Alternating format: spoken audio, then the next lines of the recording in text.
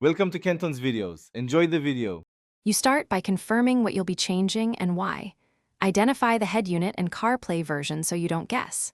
Once you've backed up the phone and saved paired devices, unplug any USB cable and disable CarPlay in the iPhone settings so it won't auto-reconnect. Next, remove obvious physical connections. Open the glove box or center console, locate the USB port, and unplug it. Make sure the car is off while you handle connectors. Safety first, then proceed. You now go deeper into software and in dash settings to prevent reactivation. On the iPhone, select the vehicle and tap Forget this car. This severs the link.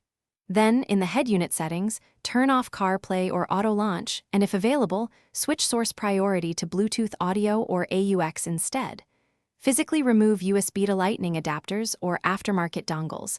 These often force CarPlay. Once done, reboot both the phone and the head unit, so settings fully apply and start up. You finish by testing.